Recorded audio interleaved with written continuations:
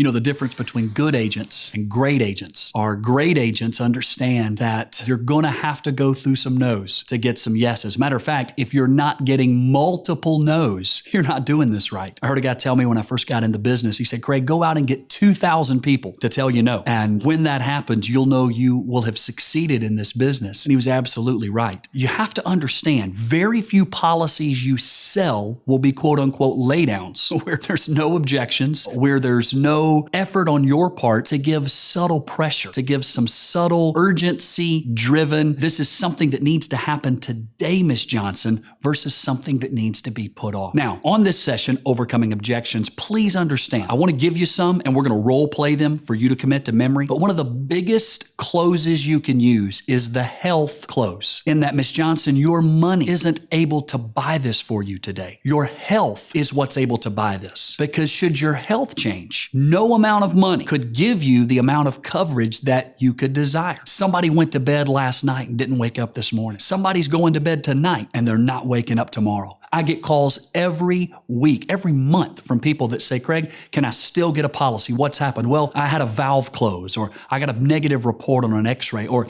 they prescribed a medication to me that they never saw coming. That is why what we do is so urgent. There has to be a sense of urgency in what you do and with what you do. Now, the better of a presenter you become, the less objections you'll receive. The better of a presenter. Matter of fact, when I give a presentation and I know I've nailed it and they want to think about it, or for whatever reason they're not jumping on the buy, I always say, Miss Johnson, what didn't I say right? Look, you know you're going to die, right? Okay. And you know you don't have enough insurance, right? Okay. And you know you don't want your kids to pay for it, right? Okay. So some is better than none here. Where did we miss this? And so sometimes when it comes to overcoming objections, what I've learned is to totally get away from life insurance altogether. Simply shut your book and talk about something else, and then bring it back after you've talked about the weather or the Falcons or the Braves or whatever it might be, into a place of kind of rewarming up, reestablishing trust, reestablishing likability, and then coming back in for, Miss Johnson, this is really something we need to take care of today. That's why you filled the card out. Let's go ahead and see if we can get you qualified. Let's go over some main objections. First is money. You're going to hear people say, I can't afford it. Well, the reality is, Miss Johnson, you can't afford not to have it. I mean, let's just imagine, if we could, that death comes calling tomorrow. You know, the crazy thing is the mortality rate here in Atlanta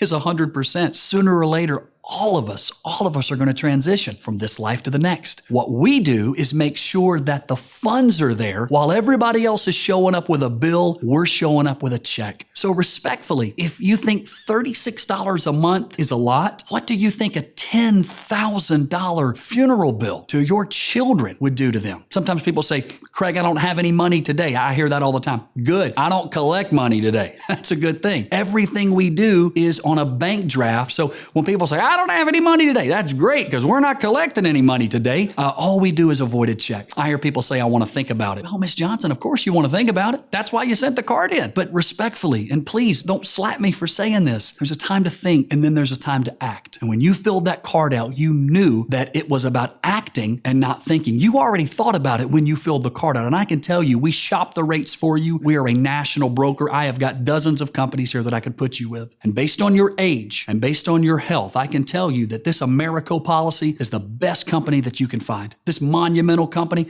is the best, given your situation, that you're going to be able to find. The great thing is about thinking about it, the company gives you 30 days upon me delivering the policy for you to try to beat what it is that we have. Remember, it's whole life. It never goes away. It's whole life. It never increases in premium. It's whole life, which means you bank your premium payments after month 24. It's almost like a savings account coupled with a life insurance policy. There's really nothing to think about. It's just, what can you afford? People talk about, I need to talk to my kids, my children, make these decisions for me. I always say, when they say, well, Craig, I appreciate that. Just leave me some information and my kids make this decision for me. I always ask, now, Miss Johnson, did your child fill out the card or did you? And inevitably, it's usually them 90% of the time. Well, if you filled the card out and your kids make your decisions, you know what? I know what you were doing. You were looking to take care of them, weren't you? I mean, you probably know, as I do, your kids don't want to think about you going to heaven any more than they want to think about it themselves. But you were protecting them, weren't you? That's what you were doing. I salute you for that.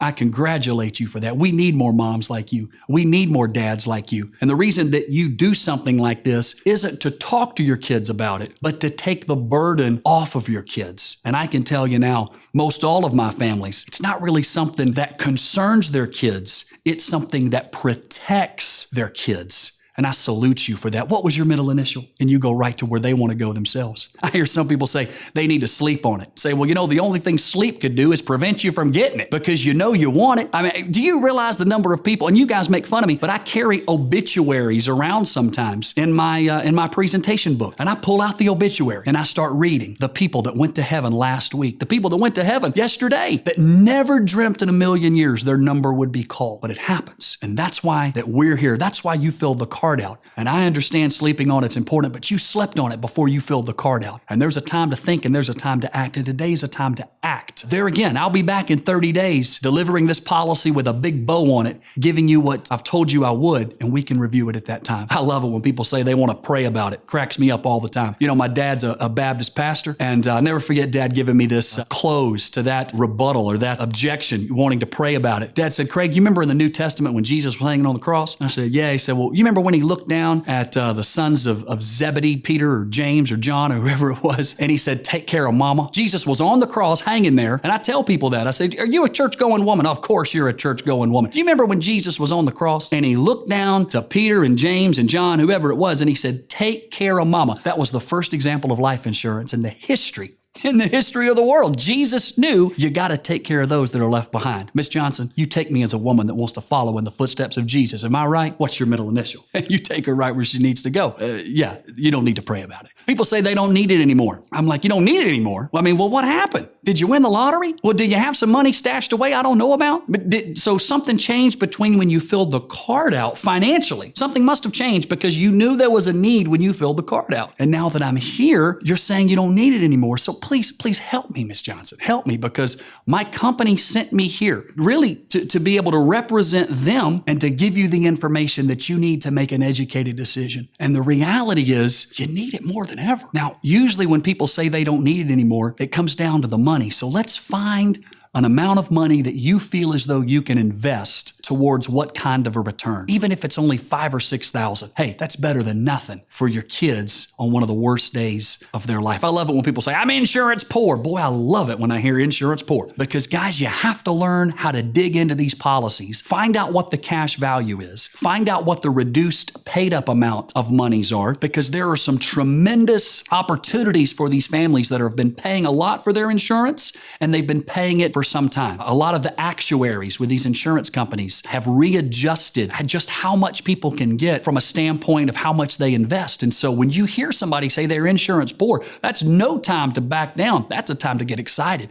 and say, when I hear people say that, sometimes it is Christmas in February. It is Christmas in April. It's Christmas in August when I hear that, because you stand to be able to come into a large sum of money. If you're healthy enough, we can put you into something that better meets your needs. I love it when people say, I got enough money in the bank to be able to bury me. I always ask them, how long did it take you to save that amount of money? I mean, how many things did you have to say no to? How many movies? How many new cars? How many new pairs of shoes did you have to not be able to have in order to have that $10,000, $15,000, $20,000 in the bank? Well, you take me as somebody that understands the value of a dollar. Let me ask you this. What if we were to take just a little bit of those monies, let's say $40, $60, $80, and invest that and get a greater return? Double your money in the bank through that minimal investment. Would that make sense to you? Because guys, quite frankly, that's what happens. When they take a small little bit of money out of their account, $40, $60, $80, they can double what they had in savings. See, Mr. Johnson, the great thing about our company is the moment you pay $54, guess what happens? $15,000 shows up in an account. Now, you told me you had $15,000 in the bank, right? Usually when people say that, I'd like to see the bank statement. Sometimes that's just a ploy. But if you have $15,000 in the bank, do you realize if you pay $57, instantly another $15,000